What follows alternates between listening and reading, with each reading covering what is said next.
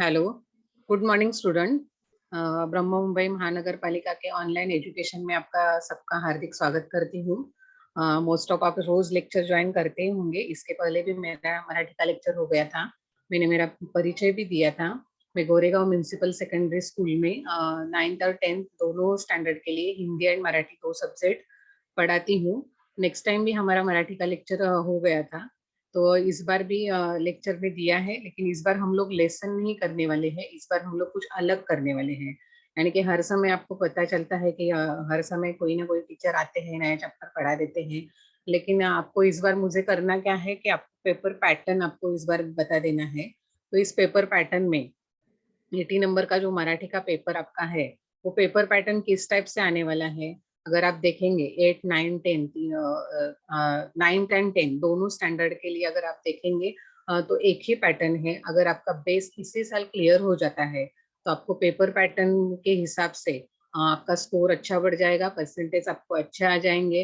क्योंकि most of language K paper आप देखेंगे तो मोस्ट ऑफ लेंथी रहता है। आपका राइटिंग स्किल इतना स्पीड नहीं रहता है कि पेपर पूरा कवर हो जाए। तो अगर हिंदी का पेपर आप देखेंगे, मराठी का देखेंगे, इंग्लिश का देखेंगे, तो 80 नंबर का पेपर आपको आने वाला है, फर्स्ट सेमिस्टर का पेपर। और उस पेपर में पेपर पैटर्न क्या रहेगा, 80 नंबर का जो बायोफर्गेशन है, आपको कितने सेशन रहेंगे, तुम्हाला कोणते कोणते सेशन असणार आहेत, आणि ते 5 सेशन मध्ये हा 80 मार्काचा पेपर तुमचा डिवाइड झालेला आहे। तर हा मराठीचा पेपर जर तुम्ही गटनिहाय गुणविभागणी ही तुम्हाला स्क्रीन में प्रेझेंट केलेली आहे, तर त्या स्क्रीन मध्ये तुम्हाला दिसत आहे की पेपर जर तुम्हाला 80 मार्काचा आला तर तो पेपर कोणत्या विषयावरती किती तुम्हाला किती टाइम द्यायचा आहे आणि कशासाठी किती नंबर आहेत त्याच्याबद्दल सविस्तर आज आपण चर्चा करणार आहोत। आज आपण कोणताही लेसन बघणार नाही, तर पूर्ण प्रथम सत्र पेपर किंवा द्वितीय सत्रांत पेपर तुमचा कसा येणार आहे, आणि हाच बेस 10वीला सुद्धा आहे, त्यामुळे तुम्ही जरा सुद्धा मिस करू नका। आता जर तुम्हाला पेपर पॅटर्न समजला तर नक्कीच तुम्हाला त्याचा 10वी मध्ये सुद्धा फायदा होऊ शकतो। तर जर 80 मार्काचा पेपर तुम्ही बघितलात तर सगळ्यात पहिला भाग येतो तो गद्य विभाग आहे, आणि तो 18 नंबरचा प्रश्न आहे। आज आपण सविस्तरपणे गद्य विभाग एकच भाग बघणार आहोत। मात्र मी जे 5 सेशन आहेत, तुम्हाला 5च्या 5 जे विभाग आहेत त्या 5ही विभाग बद्दल थोडीशी माहिती सांगणार आहे, की तुम्हाला कसा पेपर पॅटर्न येणार आहे। तर गद्य विभाग म्हणजे तुम्हाला जे तुमचं इंडेक्स आहे मराठीचं, जर तुम्ही बघितलात मराठीच्या पुस्तकामध्ये, तर पाठामध्ये तुमचं डिवायडेशन झालेलं आहे की गद्य, पद्य आणि स्थूलपाठ अशा 3 भागामध्ये तुमच्या इंडेक्सची विभागणी झालेली आहे। आणि त्याच्यामध्ये जर तुम्ही बघायला गेलात तर गद्य विभाग जो आहे तो 18 नंबरचा आहे, आणि त्या गद्य विभाग मध्ये तुम्हाला काय येणार आहे त्याचा आज आपण सविस्तर मध्ये बघणार आहोत पुढे। आणि त्याच्यानंतर दुसरा भाग आहे तो पद्य विभागासाठी आहे। पद्य विभाग हा तुम्हाला 16 नंबरचा आहे।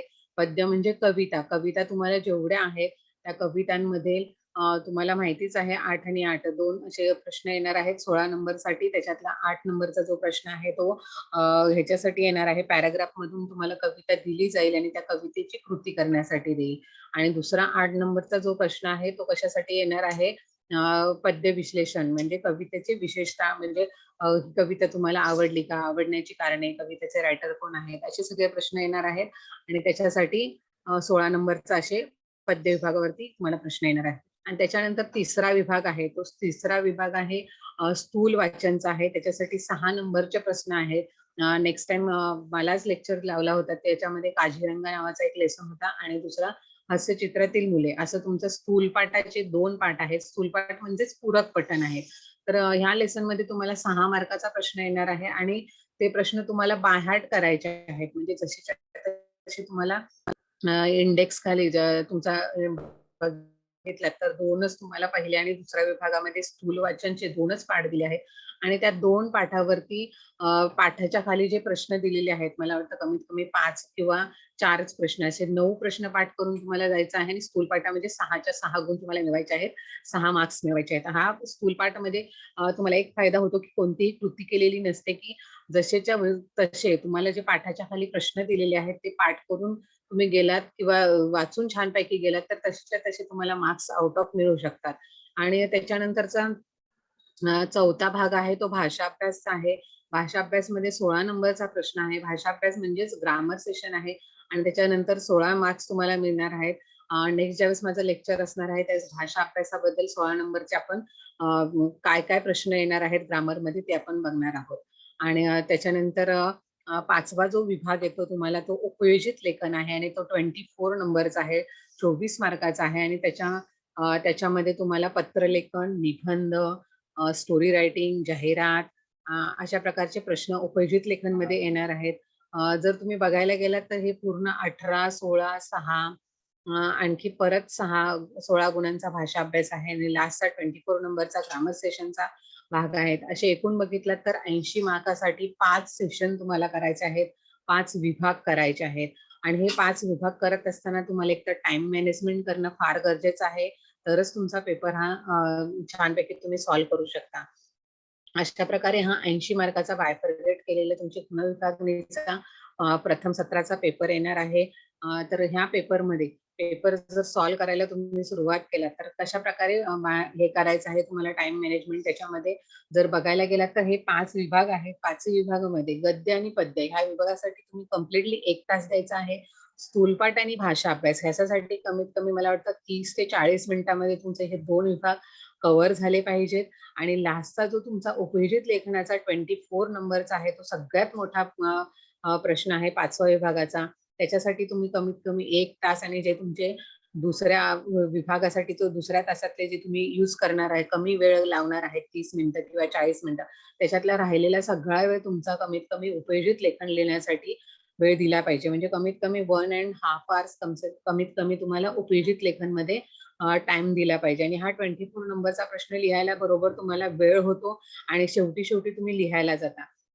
ऍक्च्युली हा सगळ्यात जास्त नंबर देणारा प्रश्न आहे 5वा उपयोजित लेखनचा आणि त्यानेच तुम्ही छान स्कोरिंग करू शकता.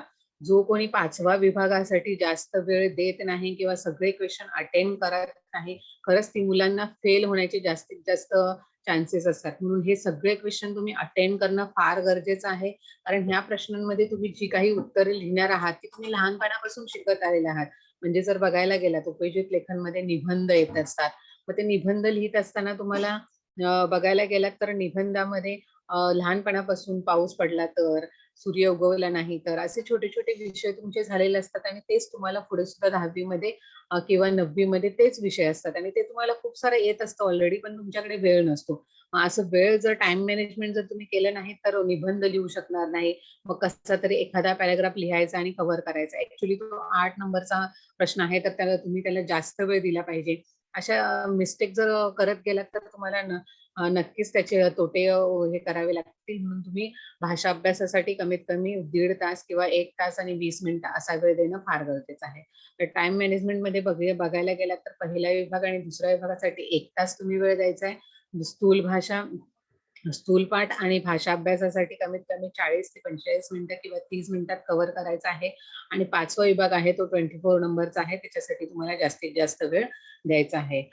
तर विद्यार्थ्यांनो आज आपण बघणार आहोत कृती आराखडा मधला जो पहिला गद्य विभाग आहे. त्या गद्य विभागामधला 18 नंबरचा जो प्रश्न येणार आहे तो तुम्हाला बघायचा आहे. आज मी ह्याच्याबद्दलच जास्त सविस्तर चर्चा करणार आहे की पहिला प्रश्न जो येतो त्याच्यामध्येच तुम्हाला ऑप्शन मध्ये अ, आ, इ असे 3 प्रकार आहेत, 3 आहेत आणि हे 3च करण्यासाठी तुम्ही 1 तास लावता. कारण काय? तुमचं रॅपिड रीडिंग नसतं, तुम्हाला फटाफट लेसन तुम्ही रीड केलेले नसतात. तुम्ही म्हणून जे काही लेसन आहेत तुमचे लँग्वेजचे कमीत कमी रोज कमीत कमी 2 लँग्वेजचे लेसन मोठ्याने लाऊड स्पीकनी असे रीड केले पाहिजेत.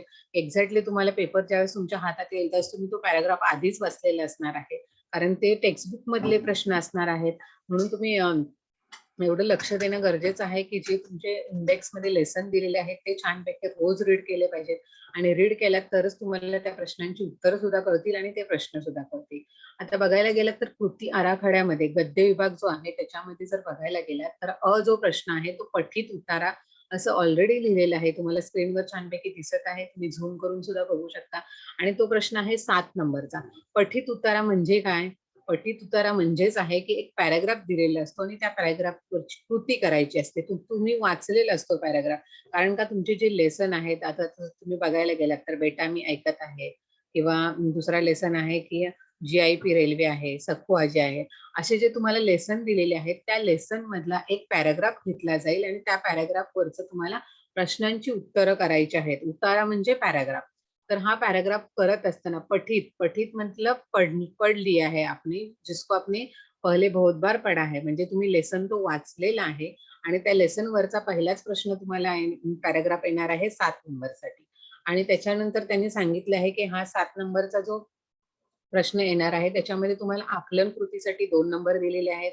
त्याच्यानंतर आकलन कृती म्हणजे कृती दिलेली असणार ऑलरेडी आणि त्याच्यामध्ये काही वेळा स्क्वेअर असणार, रेक्टँगल असणार. अशा डायग्राम मध्ये तुम्हाला एक्झॅक्टली शब्द लिहून काढायचे आहेत. पूर्ण प्रश्नाचं उत्तर जसंच्या तसं लिहायचं नाही, जशीच्या तशी पॅराग्राफची ओळ तुम्हाला लिहायची नाही. आणि प्रश्न तिसरा येणार आहे 8 ते 10 नंबरसाठी स्वमत. स्वमत म्हणजे काय आहे? ओपिनियन. तुम्हाला तर माहितीच आहे की सगळ्या प्रश्नांची उत्तरं ही तुम्हाला पॅराग्राफ मधली बघून लिहायची आहेत असं बिलकुल नाही. तर स्वमतचा जो 3 नंबरचा प्रश्न येणार आहे तो 3 नंबरचा प्रश्न तुम्हाला काय करायचा आहे? स्वतःचं ओपिनियन देऊन त्या प्रश्नाचं उत्तर लिहायचं आहे.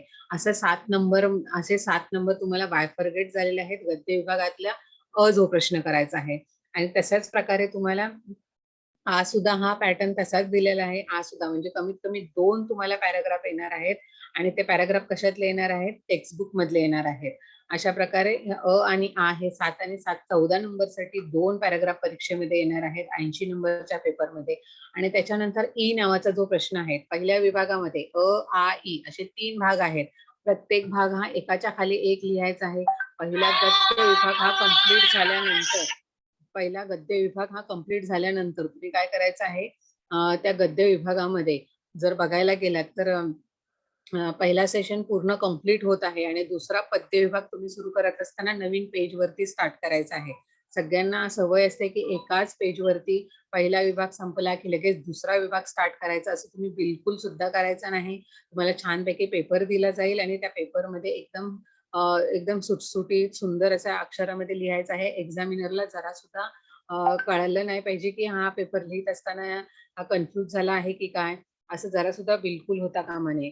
अशा प्रकारे बायफर्गेशन तुम्हाला ई अशा तिन्ही विभागामध्ये केलेलं आहे. तर ह्या तिन्ही विभागामध्ये जर तुम्ही बघायला गेलात तर मी तुम्हाला दाखवत आहे की एक स्लाइड ज्याप्रमाणे तुम्हाला तुमच्या पाठामध्ये बेटा मी ऐकत आहे हा एक तुम्हाला लेसन आहे आणि त्या लेसन मधलं जर तुम्ही बघायला गेलात त्या लेसन मध्ये तुम्हाला 7 नंबरची कृती कोणत्या प्रकारे येणार आहे, कोणत्या टाईपची येणार आहे, तर 2-2 नंबरचे कसे प्रश्न असणार आहेत ह्याचा आपण आता अभ्यास करूया.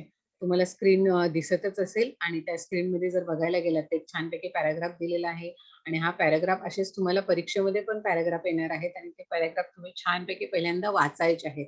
कमीत कमी 4 ते 5 मिनिटांमध्ये हा झरझर पॅराग्राफ वाचायचा आहे. तो पॅराग्राफ तुम्ही पहिल्या पुस्तकामध्ये वाचलाच असेल आणि मग तुम्ही परीक्षेला गेलात असाल कारण नक्कीच तुम्ही तयारी करून छानपैकी जाणार आहात. म्हणून पुस्तकं वाचणं फार गरजेचं आहे. हिंदी असू दे, मराठी असू दे, इंग्लिश असू दे. तिन्ही लँग्वेज तुम्ही जर छानपैकी रीड केलात तर प्रश्नांची उत्तर तुम्हाला लगेच मिळणार आहेत. तुम्हाला काहीही पाठ करून जायचे नाही. जर तुम्ही बघायला गेलात तर बघा, बेटा मी ऐकत आहे हा तुम्हाला लेसन आहे आणि त्या लेसन मधला असा छोटासा पॅराग्राफ दिला आहे. तो पॅराग्राफ पहिल्यांदा मी वाचते आणि त्याच्यानंतर प्रश्नांची कृती कशी करायची आहे ती तुम्हाला ऑलरेडी प्रश्नांची उत्तरं लिहूनच दाखवलेली आहेत. कारण का तुम्ही काय करत असता प्रत्येक प्रश्नाचं उत्तर शोधत असताना ती लाईनच्या लाईन अख्खीच्या अख्खी तशी लिहिण्याचा प्रयत्न करता. आता तसं तुम्हाला जरा सुद्धा करायचं नाही. एक्झॅक्टली त्या प्रश्नाचं उत्तर लिहित असताना तेवढाच शब्द लिहिणे तिथे फार गरजेचं असतं. कारण तुम्हाला पूर्ण वाक्यात उत्तरं लिहायची नसतात. म्हणून जर तुम्ही बघायला गेलात तुम्ही इंग्लिशमध्ये किंवा हिंदीमध्ये किंवा मराठीमध्ये हाच पॅटर्न आहे. तुम्हाला कोणत्याही लँग्वेजचा एक पॅटर्न समजला की तुम्ही ऑब्व्हियसली सगळे तिन्ही लँग्वेजचे पेपर छानपैकी सॉल्व्ह करू शकता. आणि ह्याच्यामध्ये बघायला गेलं तर हा एक छोटासा पॅराग्राफ आहे आणि त्या पॅराग्राफमध्ये मी पहिल्यांदा वाचून घेते तो पॅराग्राफ. बघा कसा दिला आहे. माझ्याकडे पाहिले त्याचा चेहऱ्यावर धीटपणा व व आत्मविश्वास पुरेपूर प्रतिबिंब झाला होता. पण त्याचे हे अवसान फार वेळ राहणार नाही हे मी ओळखून होतो. पडदा वर जाऊन बाहेर श्रोतावृंद नजरेला पडताच त्याचा हा धीर सुटेल याची मला खात्री होती. शिरीषने खून करताच मी पडदेवाल्याला इशारा केला आणि पडदा झरझर वर गेला. फुटलाईटचा झगझगीत प्रकाश डोळ्यावर पडतच शिरीषने डोळे मिटून घेतले. त्या प्रकाशाची डोळ्यावर जराशी सवय झाल्यावर तो गडबडून गेला आहे हे मी ओळखले. त्याला आता सावरून धरले. शिक्षक या नात्याने माझे कर्तव्य होते. मी तंबोरावाल्यांना व तबेलेवाल्यांना खून केली. तंबोऱ्याची धीर गंभीर आवाज घुमू लागला. शिरीषने डोळे मिटून कुणाचे तरी ध्यान केल्यासारखे दिसले व पुन्हा त्याचा चेहरा पूर्वीच्या आत्मविश्वासाने न्हावून निघाला व हलकेच त्याने षडज लावला. एक 10 ते 12 वर्षाच्या मुलाने शांतपणे वाजवायला सुरुवात केलेली पाहून लोक शांत बसले. धीमपणाने शिरीषने खूप रागातील गत वाजवली सुरुवात केली. तेच ते सूर, मात्रेचाही फरक नाही. ते शांतपणे वाचवू लागले आजपर्यंत. असा छोटासा पॅराग्राफ तुम्हाला दिलेला आहे. हा लेसन मधला मध्येच पॅराग्राफ घेतलेला आहे. असं नाही की लेसन स्टार्ट होतोय तर तोच पहिला पॅराग्राफ दिला जाईल. लेसन मधला कोणताही पॅराग्राफ मधला तुम्हाला दिला जाईल आणि त्या पॅराग्राफची तुम्हाला काय करायचं आहे, कृती करायची आहे. तर ती कृती करत असताना तुम्हाला काय केलं पाहिजे, ही कृती कशा प्रकारे करायची आहे, इथे तुम्हाला दाखवलेलं आहे. तर कृती करत असताना पहिल्यांदाच तुम्ही स्क्रीनवर बघाल तर तुम्हाला प्रश्न विचारलेला आहे की आकृती पूर्ण करा. आकृती पूर्ण करा याच्यामध्ये जर दाखवलं तर सिरीजची स्वभाव वैशिष्ट्ये असं तुम्हाला 2 नंबरसाठी प्रश्न येऊ शकतो आणि त्या 2 नंबरसाठी तुम्हाला काय करायचं आहे किंवा 1 नंबरसाठी सुद्धा अर्ध्या नंबरसाठी एका बॉक्समध्ये उत्तर लिहायचं आहे. तर हा प्रश्नाचं उत्तर लिहित असताना तुम्हाला आकृती पूर्ण करा. प्रश्न क्रमांक 1 आ असं लिहायचं आहे आणि त्याच्यामध्ये ज्याप्रमाणे तुम्हाला आकृती समोर दिसत आहे तशीच्या तशी आकृती तुम्हाला पेन्सिलने काढायची आहे किंवा पेनाने काढायची आहे. मोस्ट ऑफ पेन्सिलचा यूज करा हे डायग्राम काढण्यासाठी, कारण स्क्वेअर, रेक्टँगल अशी खूप वेळा आकृत्या दिलेल्या असतात आणि तुम्ही त्या आकृत्यांमध्ये काय करत असतात तशा प्रकारचं करत नाही. मग आता जर तुम्हाला दिलं आहे की सिरीजचे स्वभाव वैशिष्ट्ये एका स्क्वेअर मध्ये लिहिलेलं आहे तसंच्या तसं तुम्हाला लिहायचं आहे आणि तसंच उत्तर समोर ॲरो करून त्या उत्तराचं उत्तर लिहायचं आहे. तर सिरीजचे स्वभाव वैशिष्ट्य हा शब्द ऑलरेडी दिलेला आहे तर तुम्ही पॅराग्राफ मध्ये तशाच टाईपचे प्रश्न शब्द शोधण्याचा प्रयत्न करा. सिरीजचे स्वभाव वैशिष्ट्य कुठे हा शब्द दिलेला आहे तर पहिल्याच लाईन मध्ये तुम्ही लिहिलेलं आहे की त्याच्या चेहऱ्यावर धीटपणा व आत्मविश्वासाचे पुरेपूर प्रतिबिंब झाला होता, पण त्याचे हे अवसान फार वेळ राहणार नाही. म्हणजे स्वभाव वैशिष्ट्य यानी कि उसका स्वभाव किस प्रकार का था, उसके गुण कौन से थे। तो यहाँ पर पहली लाइन में उत्तर हमें दिखाई दे रहा है कि चेहऱ्यावर धीटपणा व आत्मविश्वास। तो आपको इतना ही उत्तर लिखना है की आत्मविश्वास आणि धीटपणा हे दोनच एक्झॅक्टली त्या शब्दांची उत्तर तुम्हाला लिहायची आहेत. म्हणून त्यांनी सांगितलं आहे की 2 स्क्वेअर काढायचे आहेत आणि त्या 2 स्क्वेअर मध्येच तुम्हाला आत्मविश्वास आणि धीटपणा हे दोनच शब्द लिहून त्या प्रश्नाचं उत्तर तुम्हाला कंप्लीट करायचं आहे. त्याच्यानंतर दुसरा प्रश्न आहे तो शिरीषने डोळे केव्हा मिटले. ह्या प्रश्नाचं उत्तर तुम्हाला सुद्धा एका चौकोनामध्येच लिहायचं आहे. जिथे चौकोन दिलेला आहे तिथे चौकोन मध्ये लिहायचं, जिथे तुम्हाला सर्कल दिलेलं आहे तिथे सर्कल मध्ये लिहायचं आणि एक्झॅक्टली अशाच आकृत्या करायच्या आहेत. त्याच्यामध्ये काही सुद्धा चेंजेस स्वतःच्या मनाने करायचे बिलकुल नाही आणि हा प्रश्न जसाचा तसा लिहायचा आहे आणि नंतरच त्याचं उत्तर तुम्हाला लिहायचं आहे. शिरीषने डोळे केव्हा मिटून यानी की ह्या प्रश्नाचं उत्तर लिहित असताना अर्ध सेंटेन्स तुम्हाला दिलेलं आहे तर त्याने डोळे केव्हा मिटले, तर इथे सरळ सरळ लिहिलेलं आहे की वाक्य दिलेलं आहे बघा, फुटलाईटचा झगझगीत प्रकाश डोळ्यावर पडतात शिरीषने डोळे मिटून घेतले. हे पूर्ण सेंटेन्स आहे परंतु ते सेंटेन्स तसं न लिहिता तुम्हाला काय करायचं आहे, फक्त एवढंच लिहायचं आहे की झगझगीत प्रकाश डोळ्यावर पडताच, एवढंच तुम्हाला त्याचं उत्तर करायचं आहे आणि या प्रश्नाचं उत्तर लिहायचं आहे. ऑलरेडी एवढंच छानपैकी उत्तर लिहिलं तुम्हाला लगेच 2 मार्क्स इथे मिळून जाऊ शकतात. दुसरा प्रश्न दिला आहे शब्दजाल पूर्ण करा. असा डायग्राम काढायचा आहे. उतार्यात आलेल्या संगीतासंबंधी शब्द, संगीत मतलब क्या है, हा जर तुम्ही लेसन बघितलं तर शिरीष का जो लेसन आहे बेटा मी ऐकत आहे ह्या नावाचं तुम्हाला मराठीमध्ये लेसन आहे. त्या लेसन मध्ये त्याने व्हायोलिन वाजायचं आहे आणि ते एक इन्स्ट्रुमेंट आहे, म्युझिकल इन्स्ट्रुमेंट आहे संगीत मतलब. तर ते वाजवत असताना म्युझिकल इन्स्ट्रुमेंट वाजवत असताना मराठीमध्ये कोणकोणते शब्द ह्या पॅराग्राफ मध्ये आले आहेत तर ते तुम्हाला शब्द सगळे लिहायचे आहेत. तर ते शब्द तुम्ही छानपैकी वाचून जा. तंबोरा आहे, षडज आहे, भूप आहे, सूर आहे आणि मात्रा आहेत. हे सगळे म्युझिक जे शिकणारे आहेत त्याच्यातील हे आणि तबला एक आहे. अशा प्रकारे त्यांनी कमीत कमी 6 ॲरो काढलेले आहेत आणि 6 शब्द त्यांनी एक्झॅक्टली त्या बॉक्समध्ये लिहिलेले आहेत.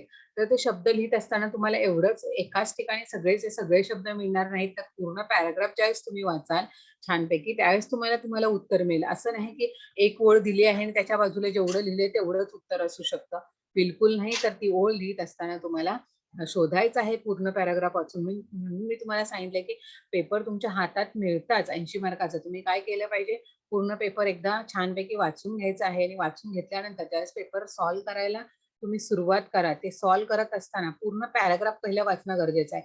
नाहीतर एक प्रश्न वाचणार, पहिली लाईन वाचणार, दुसरा प्रश्न वाचणार, हा दुसऱ्याचं उत्तर मिळालं, ठीक आहे, नको पूर्ण पॅराग्राफ वाचायला, असं बिलकुल तुम्ही करता कामा नये.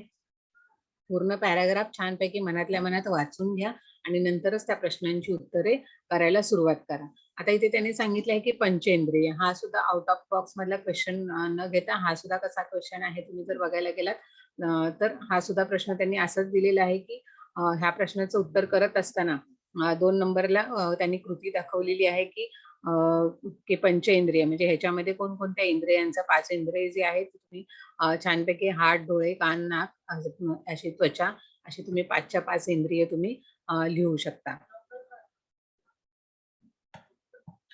त्याच्यानंतर जर तुम्ही बघायला गेलात तर ह्याच्यामध्ये दुसरा पॅराग्राफ सुद्धा अशा प्रकारेच तुम्हाला पहिला आपण बघितलेला आहे आणि दुसरा सुद्धा पॅराग्राफ अशाच प्रकारे तुम्हाला येणार आहे. तर दुसऱ्या पॅराग्राफ साठी सुद्धा मी एक स्क्रीन शेअर करते आणि आणि त्या स्क्रीन मध्ये तुम्हाला दुसरा पॅराग्राफ कोणता येणार, कशा प्रकारचे येणार आहेत हे दाखवते. असा प्रकारचा हा प्रश्न तुम्हाला 7 नंबरचा परीक्षेमध्ये येणार आहेत आणि ह्याच्यामध्ये जर बघायला गेलात 2 प्रश्न असे येणार आहेत आणि ते दोन पॅराग्राफ येणार आहेत 7 आणि 7 14 नंबरसाठी.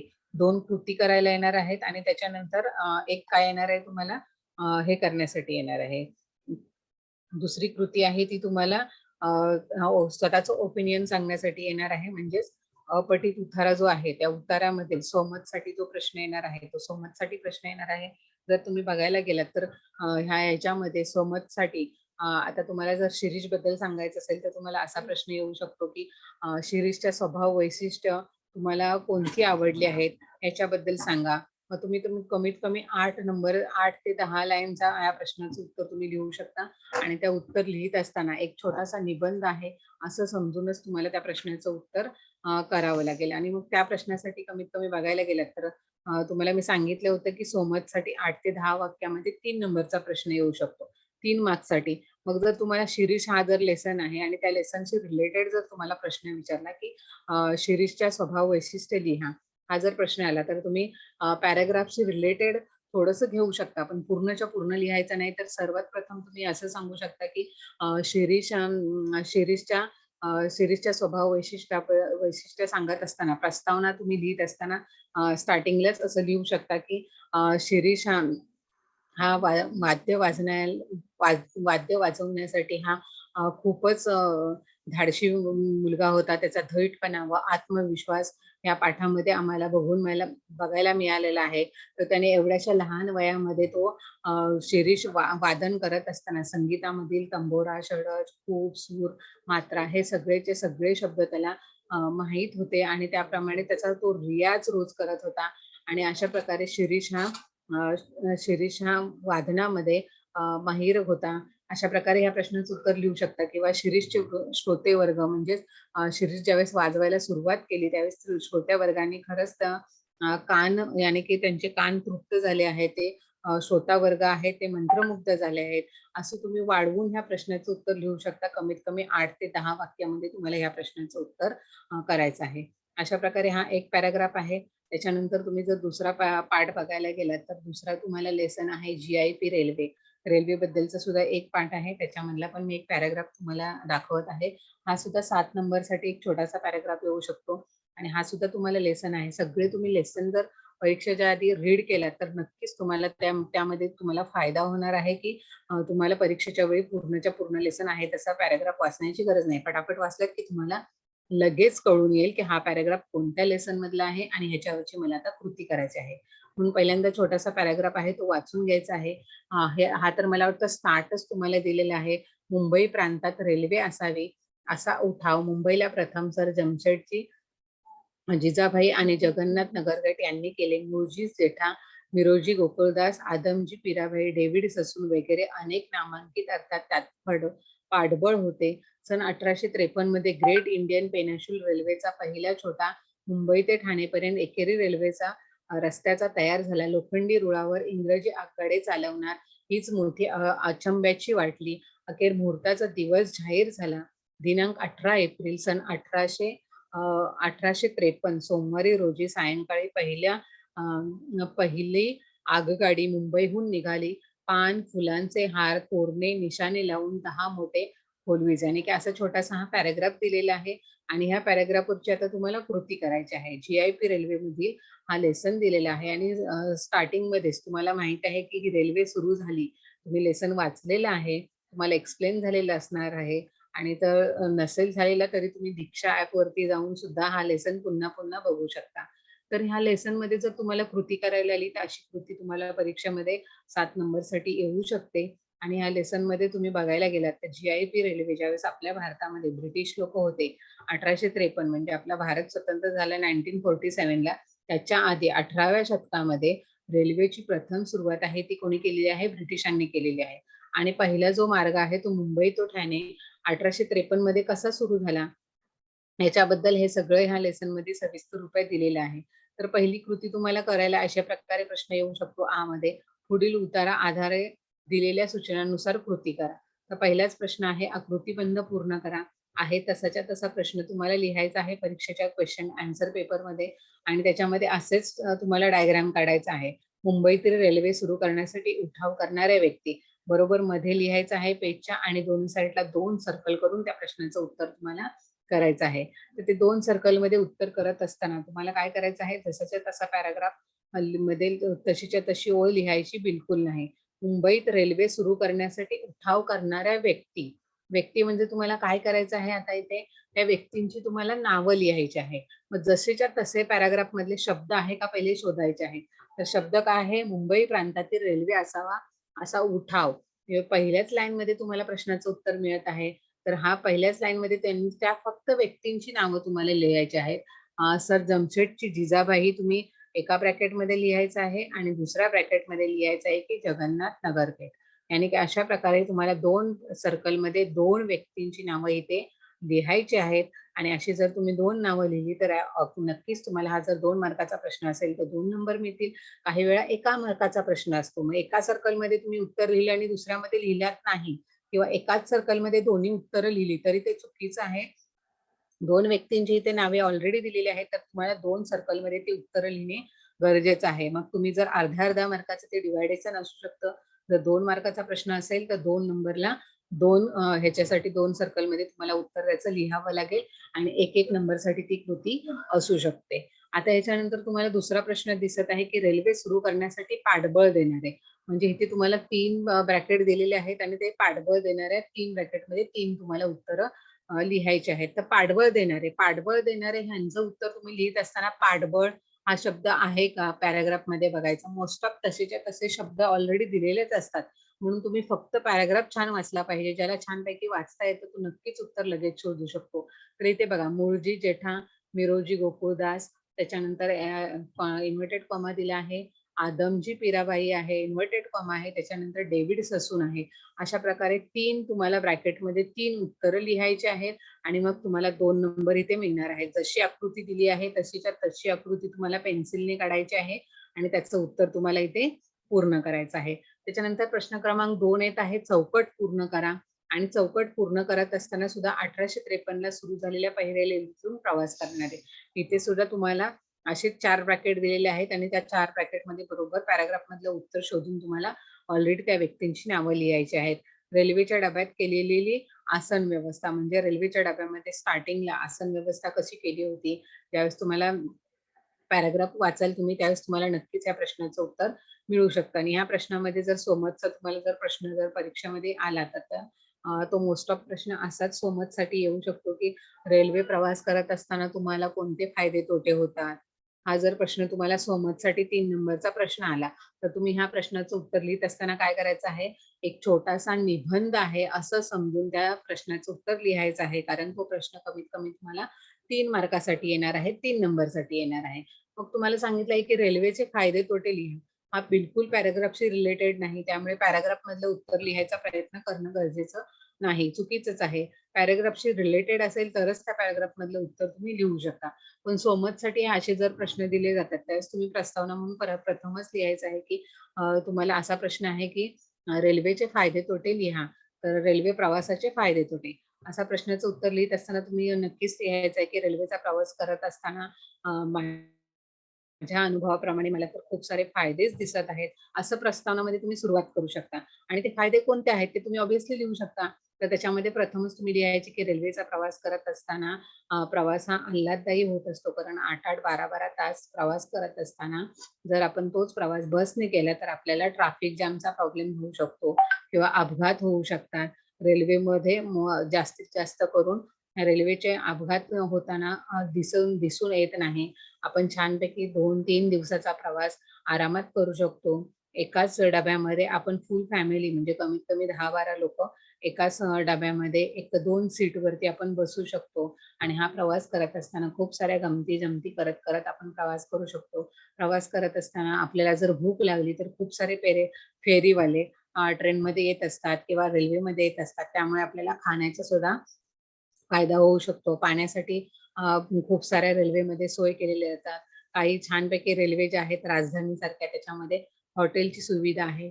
आरामदायी करण्यासाठी शयनगृह सुद्धा दिलेलं असतं. त्यामुळे तुम्ही रेल्वे प्रवासाबद्दल अशा प्रकारे माहिती सांगू शकता, की रेल्वे प्रवासामुळे खूप सारे फायदे होत असतात. आणि जर तुम्ही बघायला गेलात तर रेल्वे प्रवासाचे तोटे, तर तोटे तुम्हाला बघायला जात असताना तर ते तोट्यांमध्ये तुम्ही असं लिहू शकता, की रेल्वे प्रवास करत असताना एखादा जर आजारी व्यक्ती असेल, तर त्याला प्रायव्हसी मिळत नाही. जर त्याच ठिकाणी आपण ट्रॅव्हल करत असताना स्पेशल आपली गाडीने आपण प्रवास करत असू, तर तो प्रवास करत असताना आपण काय करू शकतो, त्या प्रवासामध्ये आपण आराम करून जाऊ शकतो. मात्र रेल्वे प्रवासामध्ये हा एक तोटा होऊ शकतो, की आपल्याला सगळ्यांमध्ये बसावं लागतं. काही वेळा खूप सारे पॅसेंजर गप्पा मारत असतात आणि त्यामुळे आपल्याला ध्वनी प्रदूषणाचा सुद्धा तोटा होऊ शकतो. अशा प्रकारे रेल्वे प्रवासाचे तोटे आहेत. असं तुम्ही 8 नंबरचं ह्या प्रश्नाचं उत्तर सुद्धा करू शकता. आता तुम्ही जर बघायला गेलात तर पहिला आणि दुसरा पॅराग्राफ हा तुमच्या पुस्तकातला होता. पॅराग्राफ तुम्हाला दिला होता आणि त्याच्याशी रिलेटेड होता. आणि अशा प्रकारे तुम्हाला अ आणि आ असे 2 प्रश्न येणार आहेत. पहिल्या कृतीमध्ये 7-7 नंबरसाठी असा 14 नंबरचा प्रश्न हा टेक्स्टमधला आहे. म्हणजे जे पुस्तक आहे त्या पुस्तकातले 2 पॅराग्राफ असणार आहेत आणि त्याच्यानंतरचा जो ई प्रश्न आहे गद्य विभाग मधला तिसरा जो प्रश्न आहे तो ई म्हणून येणार आहे आणि तो तिसरा ई प्रश्न करत असताना तुम्हाला काय करायचं आहे, हा अपठित उतारा आहे. अपठित म्हणजे काय आहे, अनसीन पॅसेज. जो तुम्ही पॅराग्राफ कधीही वाचलेला नाही ह्याच्या आधी, असा अनसीन पॅसेज तुम्हाला येणार आहे. ज्याचं अवांतर वाचन खूप सारं असेल. जे न्यूजपेपर वाचतात, पत्र खूप सारी पुस्तकं वाचतात. त्यांनी कदाचित हा पॅराग्राफ वाचला असेल. पण मोस्ट ऑफ अपठितचा अर्थ काय आहे? Unseen passage. तुम्ही कधीच वाचलेला नाही. पहिल्यांदाच तुम्ही परीक्षेमध्ये, पेपरमध्ये तुम्हाला हा पॅसेज येणार आहे. तो तुमच्या इंडेक्सच्या पुस्तकामध्ये किंवा लेसन मधला बिलकुल नसणार आहे. तर हा पॅराग्राफ सुद्धा करत असताना हा 4 नंबरचा फक्त प्रश्न आहे. म्हणून तुम्हाला सांगितलंय की पहिला विभाग हा कमीत कमी तुम्हाला अर्ध्या तासामध्ये कंप्लीट करायचा आहे आणि दुसरा पद्य विभाग आहे तो अर्ध्या तासामध्ये. टाइम मॅनेजमेंट बघायला गेलं तर एका तासामध्ये तुम्हाला 2 सेशन कंप्लीट करायचे आहेत, 2 विभाग कंप्लीट करायचे आहेत. तर अपठित उतारामध्ये जर तुम्ही बघायला गेलात तर अनसीन पॅसेज आहेत. हा सुद्धा तुम्हाला काय करायचा आहे, छानपैकी पॅराग्राफ वाचायचा आहे आणि त्या पॅराग्राफवरची तुम्हाला कृती करायची आहे. तर ही कृती करत असताना 4 नंबरचा प्रश्न तुम्हाला स्क्रीनवर दिसत आहे. ते अशा प्रकारचे तुम्हाला 2-2 मार्कासाठी प्रश्न येऊ शकतात किंवा एक स्वमत सुद्धा प्रश्न देऊ शकतात. मात्र हा 4 नंबरचा प्रश्न करत असताना एकदम इझी घ्यायचा नाही. तर हे प्रश्न सुद्धा तुम्हाला पॅराग्राफ छानपैकी वाचायचा आहे आणि नंतरच त्या प्रश्नाचं उत्तर लिहायचं आहे. बिलकुल असं करायचं नाही की पहिल्या विद्वेची वैशिष्ट्य ऐसे करते-करते आप लोग इसका उत्तर ढूँढने की कोशिश करते हो. लेकिन आपको ऐसे बिल्कुल करना नहीं। आपको सबसे पहले मैंने बता दिया है कि 5 मिनट में कम से कम ये मन में ही लेसन पढ़ना है. तर हा पॅराग्राफ वाचत असताना बघा तुम्हाला पॅराग्राफ मी तुम्हाला वाचून दाखवत आहे आणि नंतर त्या प्रश्नांची आपण उत्तरं शोधणार आहोत. आता पहिल्यांदा पॅराग्राफ वाचूया. विद्वत्ता कोणाकडे असो, ती कशात मिळवता येणारी बाब नाही. ज्याप्रमाणे झाडांची मुळे एकदम खोल जाऊ शकत नाहीत, त्यासाठी महिने, वर्ष लागतात. परंतु जेवढी खोल मुळे असतात, तेवढे त्या झाडाला पाया भक्कम असतो. तसेच विद्वत्तेचे आहे. जेवढ्या प्रयत्नाने ती मिळवाल, तेवढे प्रभावी व्यक्तिमत्व तुमचे असेल. आपल्याला एकदम विजेसारखे चमकायचे की सूर्यासारखे सातत्याने प्रकाशित राहायचे हे ठरवायचं आहे. विद्वत्ता ही अशी बाब आहे जी केवळ वेळेच्या सदुपयोगाने मिळते. बरं तिला कोणी तुमच्याकडे काढून किंवा चोरून घेऊ शकत नाही. ती मिळवण्यात कोणतीही धन संपत्ती खर्ची करावी लागत नाही. पण एकदा ती तुमच्या जवळ आली की संपूर्ण राष्ट्र तुमच्या लखलखत्या प्रकाशात दिपून जाते.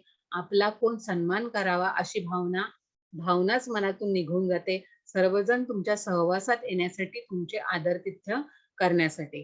असा हा पॅराग्राफ आहे आणि हा पॅराग्राफ तुम्हाला काय आहे, पाठाच्या बाहेरचा आहे, अनसीन आहे. म्हणून हा पॅराग्राफ पहिल्यांदा तुम्ही वाचून घ्यायचा आहे आणि नंतर त्याची कृती करण्याचा प्रयत्न करायचा आहे. आणि कृती करत असतानाच त्याचं एक्झॅक्टली तुम्हाला उत्तर लिहायचं आहे. मी सांगितले की जसे डायग्राम आहेत, ॲरोमध्ये केलेले आहेत, त्या प्रकारेच तुम्हाला करायचं आहे. तुमचा पेपर एवढा सुंदर, छान, सुलेख डायग्रामनी काढायचा आहे, स्वच्छ अक्षराने लिहायचं आहे. एक्झॅक्टली तुमचं उत्तर तुम्हाला दिसलं पाहिजे. एक्झामिनर तुमचे पेपर चेक करत असताना खरंच वॉव! खूप छान पेपर ह्याने लिहिलेला आहे. जशाच्या तशा कृती केलेल्या आहेत असं बघता क्षणी वाटलं पाहिजे. प्रेझेंटेशन ऑब्व्हियसली खूप छान असेल तर तुम्हाला 2 पैकी 2 मार्क मिळून नक्कीच जातील. जर तुम्ही उत्तर लिहित असताना कानामात्रा किंवा सुलेख लेखनचा विचार नाही केलात, कसेही उत्तर लिहिल्यात तर नक्कीच तुमचे मार्क कट होऊ शकतात. भलेही त्या प्रश्नाचं उत्तर बरोबर असलं तरी तुमचे मार्क जाऊ शकतात. म्हणून तुम्हाला उत्तर लिहित असताना खूप अतिशय व्यवस्थित आणि छानपैकी प्रेझेंट करून लिहायचं आहे. तर पहिला प्रश्न त्यांनी दिलेला आहे की आकलन कृती करा. आकलन म्हणजे तुम्हाला समजून घेऊन कृती करायची आहे, विचार करून कृती करायची आहे. तर विद्वत्तेची वैशिष्ट्य, वैद्वत्तेची वैशिष्ट्य तुम्हाला कोणकोणती दिली आहेत? विद्वत्ता मतलब क्या है? ज्ञान. ज्ञान सांगत असताना ते मिळवण्यासाठी कोणकोणती वैशिष्ट्य आहे, की ह्या मार्गाने मी गेलं तर मला खरंच खूप सारं ज्ञान मिळू शकतं, मी ज्ञानी होऊ शकतो, मैं ज्ञानी बन सकता हूँ. वो किस प्रकार से है? इस पैराग्राफ में इसका उत्तर दिया है.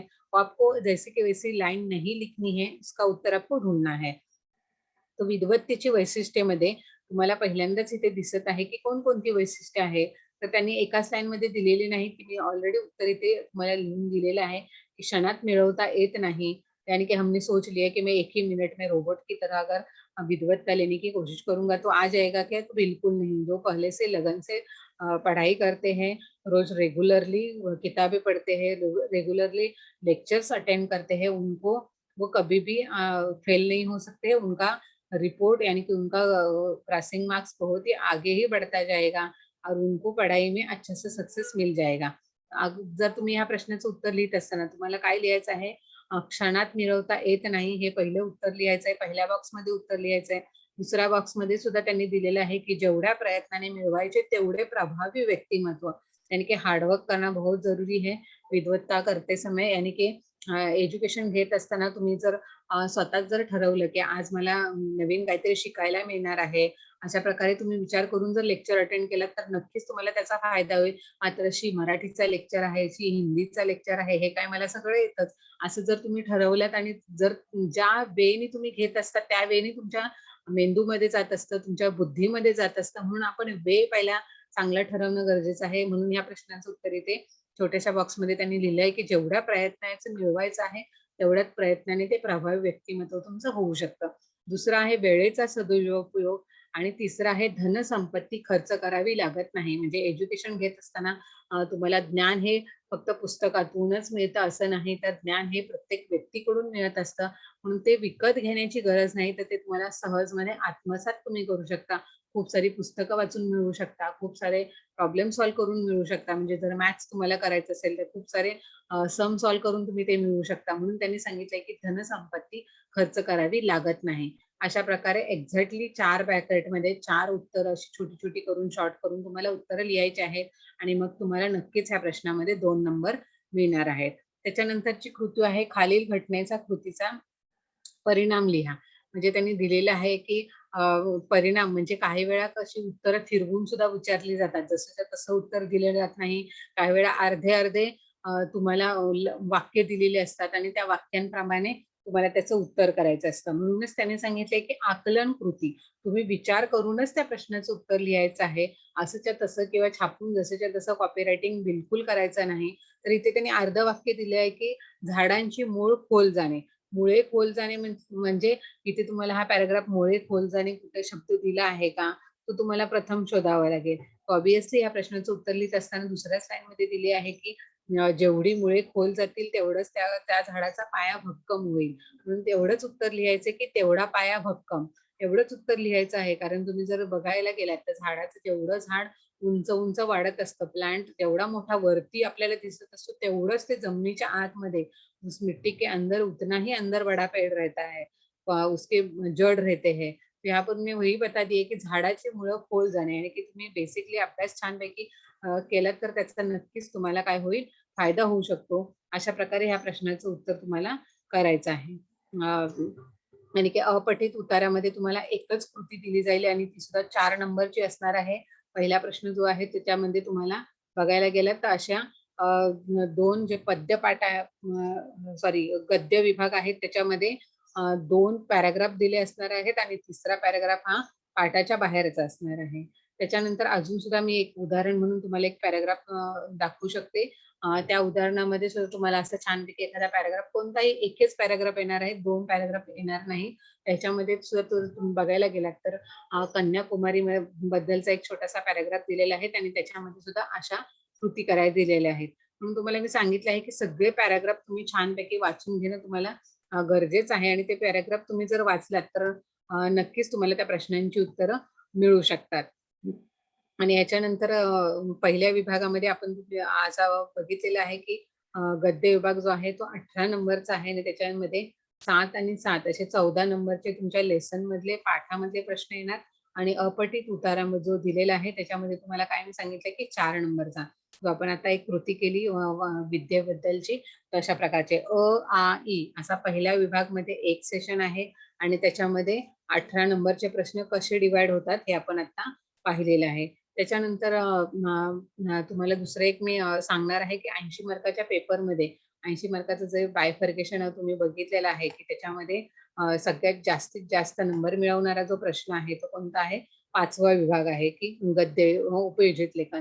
हा 24 नंबरचा आहे, 24 मार्काचा आहे आणि त्या 24 मार्कामध्ये तुम्हाला काय काय येणार आहे ह्याच्याबद्दल मी थोडीशी आता तुम्हाला माहिती सांगणार आहे आणि त्याच्यानंतरचं ज्यावेळेस माझं लेक्चर असणार आहे, मला वाटतं 26 ला माझा लेक्चर आहे आणि त्यावेळेस भाषा अभ्यास म्हणून 16 नंबरचा जो आपण ग्रामर सेशन करणार आहोत, तर त्या ग्रामर सेशन मध्ये काय काय येणार आहे त्याचा आपण विस्तारित रूपमध्ये बघणार आहोत. तर नेक्स्ट लेक्चर तुम्ही नक्की बघा आणि ग्रामर सेशन मध्ये ज्या प्रकारे तुम्हाला हिंदीमध्ये खूप सारं ग्रामर दिलेलं आहे त्याप्रमाणे मराठीमध्ये तुम्हाला बिलकुल ग्रामर एवढं नाहीये. तर कोणकोणते ग्रामरचे पॅटर्न येणार आहेत ते तुम्हाला बघायचे आहेत.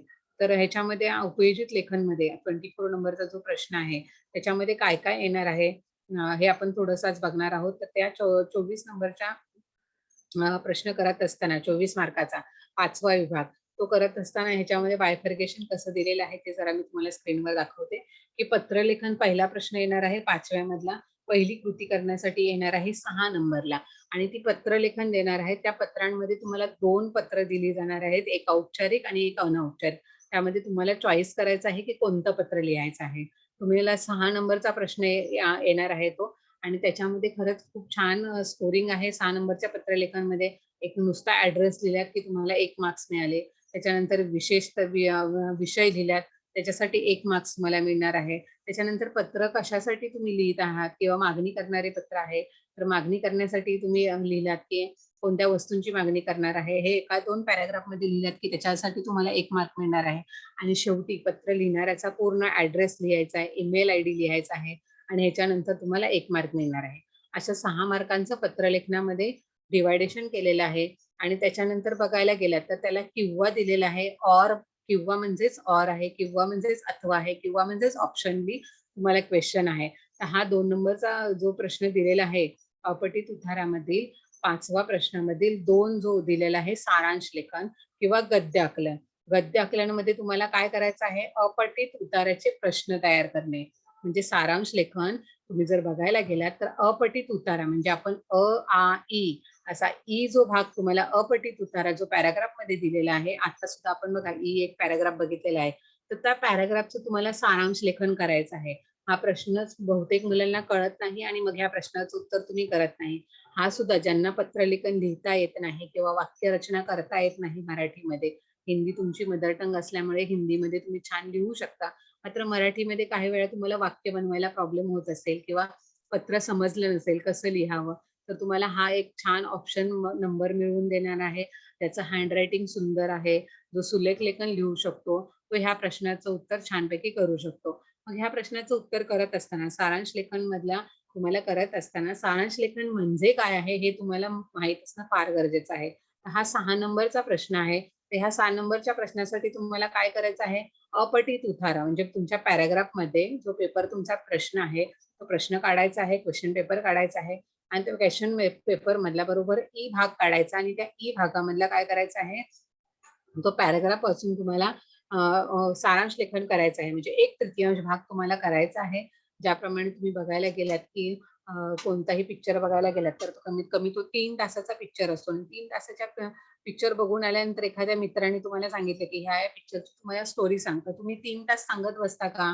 मुळीच सांगत नाही. तर तुम्ही काय करता तो पिक्चर पूर्ण अर्ध्या तासामध्ये ती स्टोरी तुम्ही कंप्लीट करता. मग ती करत असताना काय करता तुम्ही मुख्य जे काय आहेत त्याच्यातले पॉइंट हायलाइट जे आहेत इम्पॉर्टंट आहे त्या स्टोरी मधले तेवढंच तुम्ही सांगता आणि तो पूर्ण स्टोरी सांगता. त्याचप्रमाणे सारांश लेखन करत असताना तुम्ही तो पूर्ण पॅराग्राफ वाचायचा आहे आणि त्याच्यातले इम्पॉर्टंट वाक्य काय आहे, तो कशासाठी रिलेटेड आहे, अशा प्रकारे त्यातलं तुम्हाला त्याची उत्तरं करायची आहेत. आणि सारांश लेखन मध्ये हा 6 नंबरचा मिळवून देणारा खूप छान प्रश्न आहे आणि ऑब्विसली तुम्ही ह्या प्रश्नाचं उत्तर केलात तर तुम्हाला 5 पैकी 6 पैकी 5 किंवा 4 मार्क्स बिलकुल मिळून जाणार. ज्याचं हँडरायटिंग सुंदर आहे, ज्याने पूर्णविराम वापरला आहे, फुल स्टॉपचा यूज केला आहे, तर त्यांना छानपैकी नंबर ह्याच्यामध्ये मिळू शकतात. 6 पैकी 6 सुद्धा मार्क मिळू शकतात. त्याच्यानंतर 24 पैकी 24 मार्काचा जो उपयोजित लेखनचा भाग आहे त्याच्यामध्ये सुद्धा दुसरा प्रश्न तुम्हाला येणार आहे. तो सुद्धा 10 मार्काचा प्रश्न आहे आणि त्याच्यामध्ये ह्या 5 कृती दिल्या आहेत. ऑब्विसली तुम्हाला परीक्षेमध्ये 5च्या 5 कृती दिल्या जात नाही, तर तुम्हाला किती कृती दिल्या जातात? 3च कृती दिल्या जातात. त्या 3 कृतीमधल्या तुम्हाला 2 कृती करायच्या आहेत. पुढे तुम्हाला सांगितलेलंच आहे की तुम्ही 3 प्रश्नापैकी 2 लिहिणे गरजेचं आहे. मग ते 2 प्रश्नांची उत्तर करत असताना, 2 कृती करत असताना तुम्ही चॉईस करायचं आहे, तुम्हाला जाहिरात लेखन करायचं आहे, कथा लेखन करायचं आहे की संवाद लेखन करायचं आहे की वृत्तांत लेखन करायचं आहे. म्हणून हे सगळे प्रकार तुम्हाला प्रथम माहित असणे गरजेचं आहे. आता जाहिरात लेखन म्हणजेच काय आहे? त्याला हिंदीमध्ये विज्ञापन असं म्हटलं जातं, इंग्लिशमध्ये ऍडव्हर्टाईज म्हटलं जातं. जाहिरात लेखन करत असताना तुम्हाला काय करायचं आहे? न्यूजपेपरमध्ये खूप साऱ्या तुम्ही ऍड वाचत असता किंवा टीव्ही मध्ये खूप साऱ्या ऍड बघत असता. तर त्या ऍड कशा बनवलेल्या आहेत ते तुम्हाला बघायचं आहे आणि तशाच्या तशा तुम्हाला आपल्या आन्सर पेपरवरती लिहायच्या आहेत. तर ते जाहिरात लेखन करत असताना, ऍडव्हर्टायझिंग करत असताना तुम्हाला काय केलं पाहिजे? ते प्रोडक्ट विकावं म्हणून जाहिरात केली जाते. हा हा उद्देश तुमच्या लक्षात घेणं तुम्हाला गरजेचं आहे. मग तशा प्रकारची अट्रॅक्टिव्ह ऍड होणं गरजेचं आहे. जर तशी अट्रॅक्टिव्ह ऍड नसेल तर आपलं प्रोडक्ट कोणीच घेणार नाही. जर तुम्हाला सांगितलं की आज नवीन प्रोडक्ट मार्केटमध्ये येत आहेत, म्हणजे तुम्हाला ही नवीन नवीन प्रोडक्ट आलेली कशी कळत असतात? ऍडव्हर्टाईज मध्ये. तुम्हाला कोणी घरी येऊन सांगणार नाही की असं असं प्रोडक्ट मार्केटमध्ये येणार आहे, तर तुम्हाला ती कुठेतरी बघितली पाहिजे, कुठेतरी वाचली पाहिजे. मग तशीच तुम्ही अट्रॅक्टिव्ह ऍड बनवायची आहे. याच्यासाठी जाहिरात लेखनसाठी 5 नंबरचा प्रश्न तुम्हाला परीक्षेमध्ये येऊ शकतो. आणि दुसरा प्रश्न आहे कथालेखन. कथालेखन हेलो मध्ये मॅडम. हा बोला ना सर. Madam actually 3 minute. ह्याच्यामध्ये सुद्धा तुम्ही काय करू शकता, दोन्हीतल्या एक कृती करू शकता.